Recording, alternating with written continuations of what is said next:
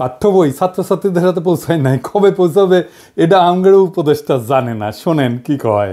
কোনো বছরেই মার্চের আগ পর্যন্ত সব বই দেওয়া হয়নি, কবে নাগাদ সবাই সব বই পাবে এটা আমি জানি না। আপনি ওনারা জিগান আপনি ডায়াপার পাল্টাইছেন কিনা, দেখবেন এটাও উনি জানেন না।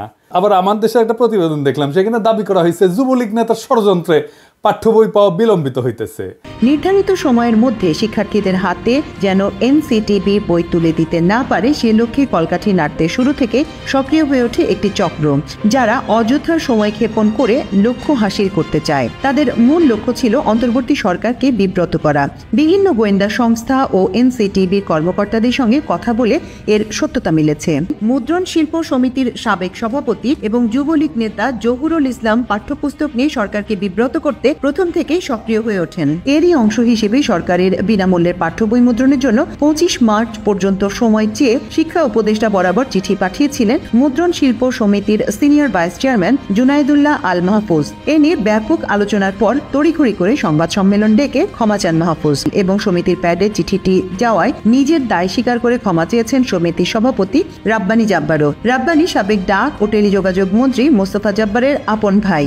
আওয়ামী লীগের মন্ত্রী স্টিভ জব্বারের ভাইরে দেওয়া হয়েছে বই ছাপানোর দায়িত্ব, রাব্বানী জব্বার, তো এই হবে না?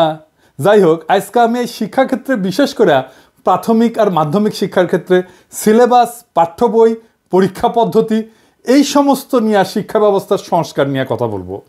শিক্ষা সংস্কার নিয়ে কথা বলার আগে দুটো জিনিস নিয়ে একটু কথা বলে নিই, এটার সাথে সম্পৃক্ত। ছাত্ররা বই পায় নাই। এই যে মাসুদ কামাল কইতেছে হাসিনার আমলে কখনোই বই পাইতে দেরি হয় নাই, শোনেন কি কইতেছে, তার মুখেই শোনেন। এত বছর ধরে মানুষ স্বৈরাচার মৈরাচার সব বসে গালাগালি সব করছি, একটা কিন্তু পোলাপন বই পাইছে না, উনি দিতে পারেন না। সে কি ঠিক বলিছে? দেখেন এটা 2023-এর খবর, বই ঠিক সময় মতো পাইছে। আবার দেখেন এটা 2022-এর খবর, তার আগের বছর ঠিক সময় মতো বই পাইছে। 2023-এর আর একটা খবর দেখায় যে দেখেন ঠিক সময় মতো বই পাইছে। তাহলে মাসুদ কামাল কেন বলে যে হাসিনার আমলেও বই পাইছে 1 তারিখে? মাসুদ কামাল হাসিনার লেসপেন্সারি করিচ্ছে, ফ্যাসিবাদের লেসপেন্সারি করিচ্ছে, এটা টের পাচ্ছি। কারণ মাসুদ কামাল মনে করিচ্ছে আওয়ামী লীগ যদি আবার ক্ষমতা এসে যায় তাহলে একটা দাও মারা লাগবে। যাই হোক, এটার বাইরে একটা কারণ আছে। কারণ এটা হচ্ছে বাংলাদেশ, কেউ যদি প্রমিনেন্স পায় নিজেরা ঈশ্বর ভাবতে থাকে, সে নিজেই রেফারেন্স উৎপাদন করে, নিজে চেক করবে তার টাইম কই। তাহলে এই যে মিছা কথাটা সে কইল, তার কি হবে? মাসুদ কামাল সিনিয়র সাংবাদিক, যাই হোক আমি তার উপরে এখনই চড়াও হব না, তার আমি বেনিফিট অফ ডাউট দিতে চাই। স্লিপ অফ টাঙ্গও তো হইতে পারে, ভুল হইতে পারে, কিন্তু মাসুদ কামাল এর পরে যদি ভুলভাল মিছা কথা কইছেন তাইলে গেলে বুঝেছেন একেবারে কচ্ছপের কামড় দিয়ে ধর্মকলে। এবার আসেন, বইয়ের সিলেবাস পাল্টাইছে সরকার, জুলাই আগস্টের বিপ্লবের ঘটনা ঢুকাইছে। কি ঘটনা করিছে সেটা এনা দেখি, আসেন। দেখেন হাসিনার নাম নেয়নি, পরে মনে হয় পুলিশের দায় শুধু, আওয়ামী লীগ নাই, ছাত্রলীগ নাই, গণঅভ্যুত্থানের বিরুদ্ধে মেইন কালপ্রিটের নাম নাই। এরা বাচ্চাদের কি শিক্ষা দিতে চায়? যদি বইয়ে হাসিনার নামই লেখা না হয়, আওয়ামী লীগের নামই লেখা না হয়, ফ্যাসিবাদের নামই লেখা না হয়, তাহলে গণঅভ্যুত্থানটা হইল কার বিরুদ্ধে? জনগণ তো হাসিনার বিরুদ্ধে দাঁড়াইছে, পুলিশ তো প্রতিরোধ করতে গিয়ে নিপীড়ন করছে হাসিনার অর্ডার নিয়ে। এই নৃশংস প্রতিরোধের দায় কেবল পুলিশকে দিচ্ছে কেন? হাসিনার নাম কেন নিচ্ছে না? বাচ্চাদের জানা উচিত না হাসিনা জোর করে ক্ষমতায় থাকা এবং তার অপশাসনের বিরুদ্ধে আমরা ফাইট করছি?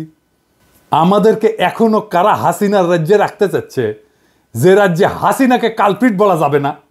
তো কে লিখেছে? রাখাল রাহা, ওর আসল নাম সাজ্জাদুল হক। এই এত ইসলামোফোব যে নিজের মুসলমান নামটা পাল্টা এটা হিন্দু নাম নিছে, প্রগতিশীল হয়েছে। যে বইটা দেখালাম এটা 5ম শ্রেণীর বাংলা বই, এখানে যে খুনি ফ্যাসিস্ট হাসিনার নাম লেখা হয়নি তা না। 9ম 10ম শ্রেণীর বাংলা বইয়ে জুলাই আন্দোলনের ইতিহাস কেন্দ্রিক একটা গদ্য যুক্ত করা হয়েছে, এটাতেও খুনি হাসিনার নাম লেখা হয়নি, আওয়ামী লীগের নাম নেওয়া হয়নি, ছাত্রলীগের নাম নেওয়া হয়নি। নাম না নিয়ে এরা ইতিহাস লিখেছে। কি লিখেছে দেখেন, মূলোৎপাটন করবে শাসন ক্ষমতা আঁকড়ে থাকা ফ্যাসিবাদী এক শাসককে, নিপীড়ক সরকারও প্রস্তুত, তার আছে দলীয় বাহিনী। দেখেন হাসিনার নাম নেয়নি, দলীয় বাহিনী ইউজ করছে হত্যাযজ্ঞ চালাইতে, কিন্তু এই দলীয় বাহিনী আওয়ামী লীগ ছাত্রলীগের নাম লিখতে এদের জাত যায়, লজ্জা লাগে। এরা ইতিহাস লিখতেছে, কিন্তু আমরা কার বিরুদ্ধে যুদ্ধ করছি তার নাম লিখতেছে না। কারা শহীদদের খুন করছে, গুলি করছে, পঙ্গু বানাইছে, অন্ধ বানাইছে, তাদের পরিচয় বলতেছে না। এটা কেমন ইতিহাস? আবার দেখেন লিখছে, কিন্তু প্রতিরোধ করেছিল সরকারি দলের দুর্বৃত্ত বাহিনী, তাদের পাশে ছিল রাষ্ট্রীয় বাহিনীগুলোর ক্ষুদ্র একটা বিপদগামী অংশ। মানে বুঝিছেন, সরকারি দলের দুর্বৃত্ত বাহিনী বলতে পারতেছে, যেন এই বাহিনীর নাম নাই। আপনারা দেখেন রাষ্ট্র বাহিনীর একটা ক্ষুদ্র অংশ নাকি বিপদগামী ছিল। হ্যাঁ, হাই সেলুকাস, যেখানে আস্ত একটা পুলিশ বাহিনী, আস্ত র্যাব, ডিজিএফআই, এনএসআই, ডিবি জনগণের বিরুদ্ধে দাঁড়াইছে, সেখানে ক্ষুদ্র একটা বিপদগামী অংশ নাকি দাঁড়াইছে। কি কারে ইতিহাসের বিকৃতি বলেন? এই ইতিহাস ঘটার 4-5 মাস না যাইতেই এই ইতিহাস বিকৃতি, তাও গণ অভ্যুত্থানের সরকার ক্ষমতায় থাকা অবস্থায়। পরে কি হবে তাইলে ভাবেন। এই বই রাখালরা ঢুকে দেবেন, হারামজাদা বুদ্ধিজীবী চাইছে। এবার বুঝেছেন তো কেন আমি বাঙ্গু সুশীলগের আর বামদের গেলাই। সিলেবাস নিয়ে হাসিনার আমলে কত কাণ্ড হইতো আপনাদের মনে আছে না? আমি একটার পর একটা এপিসোড করেছি, যে দেখেন কতগুলো এপিসোড করেছি অসঙ্গতিগুলো দেখা দেওয়ার জন্য। সিলেবাস নিয়ে সিরিয়াস কাজ হাতে গোনা বাংলাদেশে কয়েকজন করছে, তার মধ্যে আমি একজন। একবার ঘুণাক্ষরও আমারে কইল না, ভাই আপনার মতামতগুলো কি বলেন, বইগুলো দেখে একটু মতামতগুলো দেন, বলে না। আমি যে খুব জ্ঞানী লোক তা না, কিন্তু আমাকে দেখতে দিলে তো ক্ষতি নাই, তাই না? আমার রিকমেন্ডেশন নিয়েন না, দরকার হইলে একটা মতামত তো ফ্রি পাইতেন, তাই না? রাগালরা যে কাজটা করিচ্ছে, টাকা নিচ্ছে, গাড়ি ঘুরিচ্ছে, গাড়ি পাইছে একটা ফ্রি, অফিস পাইছে, স্টাফ পাইছে, আমরা তো টাকাও দিতে হতো না। তো সাজেশন নেন না কেন? কারণ হইতেছে রাখালরা শুধু হিন্দু নামই নেয়নি, তার সাথে হিন্দু ধর্মের বর্ণ প্রথাও নিছে। আমি তো নমশূদ্র, তাই আমার সাজেশন নিলে জাত যাবে রাখাল রাহার। রাখাল রাহালে কেউ দেখলে জিগায়েন তো, ওই যে ক্ষুদ্রকালে ওর যন্ত্রের যে কর্তৃত্ব চামড়া আছে না আগা, ওটিকে আবার লেগে নিছে নাকি প্লাস্টিক সার্জারি করে। যাই হোক, দেখেন আসিফ মাহতাব উৎস যে নতুন বই নিয়ে কি কইতেছে, ওরাও তো খুশি না। দেখেন তার ভিতরে কি কি দিচ্ছে তার একটা নমুনা কেউ একজন লিক করেছে, এবং এটা আসলেই যে তাদের মধ্যে আছে সেটা আমরা কনফার্ম করেছি। যে একটা গল্প তারা দিয়েছে, এটা আপনারা সব অনলাইনে পাবেন। তো গল্পটার এখানে অনেক সুন্দর সুন্দর কথা আছে, তার মধ্যে আমি একটা পড়ে শোনাই, যেটা পড়তেও আমার ভালো লাগছে। Sundays try to walk like a lady and not like the slut that you bent on becoming. এটার মানে হচ্ছে এইভাবে, মানে রবিবারে ভালোভাবে হেঁটে যাবে, যাতে করে তুমি যেই খানকি না সেটা হতে চাও, তুমি সেটা না হতে পারো। এবং এই গল্পে এই ওয়ার্ডগুলি, মা মেয়েকে খানকি ডাকছে, এটা মানে বারবার আসছে। আমি জানি না এই গল্পটা আমাদের সাহিত্য বা ইংলিশের ক্লাস 9-এর বইয়ে থাকার কতটা প্রয়োজন। তার মানে সিলেবাস নিয়ে ঝামেলা মিটাতে পারে নাই। এবার আসেন আমি সলিউশন নিয়ে কথা বলি। এখন যেভাবে বই ছাপা হয় সেটা বন্ধ করতে হবে, তাইলে পরিবেশের ক্ষতি কিছুটা কমবে। গাছ কাটতে হবে না এই কাগজ তৈরি করার জন্য, কোনো ছাপা বই থাকবে না। ছাত্রছাত্রীরা ট্যাব পাবে, ট্যাব 1 বছর বইয়ের জন্য প্রত্যেক ছাত্রের পিছনে খরচা হয় প্রায় 500 টাকার মতো। ট্যাবের আয়ুষ্কাল যদি 3 বছর ধরি, তাহলে এই 3 বছরের খরচা মানে 1500 টাকায় বাংলাদেশে একটা উন্নত মানের ট্যাব উৎপাদন করা যাবে, যেটা পড়ালেখা করতে পারবে। চিন্তা করেন কি পরিমাণে কর্মসংস্থান হবে যদি আমরা বাংলাদেশে ট্যাব উৎপাদন করতে পারি। আবার ট্যাবের তো ট্রাভেল শুটিং হবে, রক্ষণাবেক্ষণের জন্য নানা উদ্যোগ গড়ে উঠবে, নানা লোক এখানে কাজ করবে। এইটা সব স্কুল মাদ্রাসা একসাথে থাকবে, একটা সেন্ট্রাল ডেটাবেজে ভ্যালিডেটেড চ্যাপ্টার থাকবে বইয়ের, লেখে লেখে ওইখানে ভ্যালিডেটেড চ্যাপ্টার একটা স্টোর করা হবে আর্কাইভে। ওই আর্কাইভে চ্যাপ্টারগুলো থাকবে, বইগুলো লিখবে স্কুল আর মাদ্রাসার শিক্ষকেরা, ভ্যালিডেট করবে একটা বোর্ড। সংশ্লিষ্ট স্কুল বা মাদ্রাসার নিজের বই বা নিজের মডিউল সেন্ট্রাল ডেটাবেস থেকে, ওই আর্কাইভ থেকে চ্যাপ্টার দিয়ে নিজেরাই তৈরি করে নেবে ইলেকট্রনিক্যালি, বলবে এই আমার বই এই চ্যাপ্টারগুলো থাকবে, ব্যাস বই তৈরি হয়ে গেল। ওটা ডাউনলোড করে নেবে ছাত্ররা।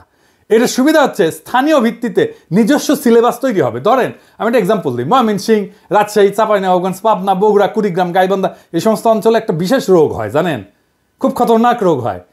এর নাম হইতেছে কালাজ্বর। এইখানে কালাজ্বরের কিভাবে প্রতিরোধ করা যায়, কালাজ্বরের রুগীকে কিভাবে আইডেন্টিফাই করা যায়, সেই বিষয়গুলো যদি ওই অঞ্চলের বইগুলোতে থাকে, তাইলে চিন্তা করেন ওই অঞ্চলের ছেলে মেয়েগুলো যায় না উঠবে কিভাবে এই রোগটাকে সামলানো যায়। স্থানীয় অঞ্চলের সংস্কৃতি স্থানীয় স্কুলে পড়ানো হবে। ধরা যাক ময়মনসিংহ গীতিকা, এটা পড়ানো হবে ময়মনসিংহ অঞ্চলের স্কুলগুলোতে। লবণাক্ততা, এটা থেকে বাঁচার উপায়, এটার পড়ানো হবে উপকূল অঞ্চলে। চাঁপাইনবাবগঞ্জে পড়ানো হবে গম্ভীরা, স্থানীয় সংস্কৃতি। কালাই রুটি, পার্বত্য চট্টগ্রামে ম্যালেরিয়া পড়ানো হবে। অত্যন্ত রিচ কারিকুলাম তৈরি করতে পারবো আমরা। স্কুলের শিক্ষক আর স্থানীয় স্কুল কমিটি তাদের বই ঠিক করে নেবে। বইয়ের সাথে সাথে কয়েক হাজার প্রশ্নও তৈরি করা থাকবে। এই প্রশ্ন করার জন্য কোনো ঝামেলার দরকার নাই, চ্যাটজিপিটিতে বইটা আপলোড করে দিয়ে বললেই হবে এই বই থেকে 2000 প্রশ্ন তৈরি করে দাও, উত্তরও তৈরি করে দাও, তাইলে তারা প্রশ্ন তৈরি করে দেবে, উত্তরও তৈরি করে দেবে। বইয়ের চ্যাপ্টারের ভ্যালিডিটি থাকবে 3 বছর। প্রত্যেক বছর এই আর্কাইভে নতুন নতুন চ্যাপ্টার তৈরি হবে আর যুক্ত হবে স্কুলে কম্পিটিশন হবে বইয়ের চ্যাপ্টার লেখার জন্য ছাত্রদের মধ্যে। ছাত্ররাই লিখবে নিজেদের বইয়ের চ্যাপ্টার। ক্লাস 9-এর ছাত্ররা তো অবশ্যই ক্লাস 8-এর ছাত্র বই লিখতে পারবে, তাই না? আমরা সেরা চ্যাপ্টারগুলো সারা দেশ থেকে বের করে নিয়ে এসে আর্কাইভে রাখবো। সারা দেশে স্কুল ছাত্ররা যদি লেখে, তার মধ্যে থেকে আমরা নিশ্চয়ই 10-12টা ভালো চ্যাপ্টার পাবো যারা ভালো লিখছে। প্রত্যেক চ্যাপ্টারের জন্য অনলাইন টিচিং মডিউল তৈরি করব অনলাইনে। সেইখান থেকে মূলত শিখবে ছাত্ররা। আমাদের কোয়ালিটি শিক্ষকের সমস্যা কমবে, একজন লক্ষ লক্ষ ছাত্রকে পড়াইতে পারবে। সেরা শিক্ষকেরা টিচিং মডিউল তৈরি করবে। সারা দেশে একই রকমের শিক্ষার মান নিশ্চিত হবে। পরীক্ষা হবে ইলেকট্রনিক্যালি। কিভাবে? ওই ট্যাব দিয়ে পরীক্ষা দিতে পারবে সবাই। প্রশ্ন র্যান্ডামলি তৈরি হবে অ্যালগোরিদম দিয়া। এক একজনের জন্য এক এক প্রশ্ন। পরীক্ষাও দেবে ট্যাব থেকে। কাউকে প্রশ্ন করতে হবে না, খাতা দেখতে হবে না, টেবুলেশন শিট বানাইতে হবে না। সকালে পরীক্ষা, বিকালে রেজাল্ট বের হয়ে যাবে। কত সময় বাঁচবে দেখেন। পুরা শিক্ষা ব্যবস্থা নিয়ে, সিলেবাস নিয়ে বেশিরভাগ সমস্যার সমাধান হয়ে যাবে। রাখাল রাহাদের রাহাজানি থামবে। আমরা অনেক গুরুত্বপূর্ণ বিষয়ে নজর দিতে পারবো এইটা অল্প সময়ের মধ্যে সম্পন্ন করতে পারলে। এখন প্রশ্ন হচ্ছে, এইটা কি বাস্তবায়ন করবে এই সরকার? এই সরকার তো কিছুই করে না, কিন্তু বলতে তো অসুবিধা নাই। আমাদের স্বপ্নটা জাগায় রাখতে হবে। আমাদের জাতিকে বুঝাইতে হবে আমাদের সম্ভাবনাটা কত বিশাল। আমাদের সমস্যা যাই থাক, তার সৃজনশীল সমাধান আছে। একদিন না হয় একদিন এই সমাধান বাস্তবায়িত হবে। ততদিন স্বপ্নকে জাগায় রাখতে হবে আমাদের। আমরা স্বপ্ন দেখি এমন এক বাংলাদেশের, যেখানে শিক্ষার জন্য অপেক্ষা করতে হয় না, যেখানে পাঠ্য বই বিতরণে অব্যবস্থাপনার শিকার হইতে হয় না। আমরা স্বপ্ন দেখি এমন একটা শিক্ষা ব্যবস্থার, যা শুধু জীবিকা অর্জনের পথ দেখায় না, বরং সৃজনশীলতা, উদ্ভাবনী শক্তি এবং আত্মমর্যাদা জাগায় তোলে। আমাদের স্বপ্ন একটা বিপ্লবের, সৃজনশীল বিপ্লবের। এই বিপ্লব কোনো বন্দুকের গুলিতে না, কোনো আন্দোলনে না, কোনো প্রতিবাদের মিছিলে না। এটা হবে আমাদের চিন্তায়, আমাদের দৃষ্টিভঙ্গিতে, আমাদের কর্মের মাধ্যমে বিপ্লব। আমরা বিশ্বাস করি প্রত্যেকটা শিশু একটা সম্ভাবনার প্রদীপ। আমাদের কাজ সেই প্রদীপের আলোকে জ্বালানো। তাদের হাতে কেবল সঠিক বই তুলে দেওয়া না, বরং এমন একটা শিক্ষার প্ল্যাটফর্ম দেওয়া যেখানে তারা নিজেদের শ্রেষ্ঠ সংস্করণ হয়ে উঠতে পারবে, সেই তার বেস্ট ভার্সন হয়ে উঠবে। আমরা চাই প্রত্যেকটা শিশু জানুক যে তারা কেবল ভবিষ্যতের অংশ না, তারা নিজেরাই ভবিষ্যৎ। এই শিক্ষা ব্যবস্থা তাদের আত্মবিশ্বাস, সৃজনশীলতা এবং নেতৃত্বের গুণাবলী গড়ে তুলবে। তারা শুধু স্বপ্নই দেখবে না, তারা স্বপ্ন বাস্তবায়নও করতে শিখবে। এই বিপ্লব আমাদেরকে শুরু করতে হবে। আমাদের চিন্তা, কথা এবং কাজের মাধ্যমে আমরা সেই আগুন চারিদিকে ছড়ায় দেব। আমরা প্রমাণ করব শিক্ষা শুধু এক প্রজন্মকে না, পুরা জাতিকে বদলায় দিতে পারে। আসেন আমরা এই স্বপ্নের অংশ হই। আসেন আমরা সৃজনশীল বিপ্লবের সৈনিক হই। ইনকিলাব জিন্দাবাদ।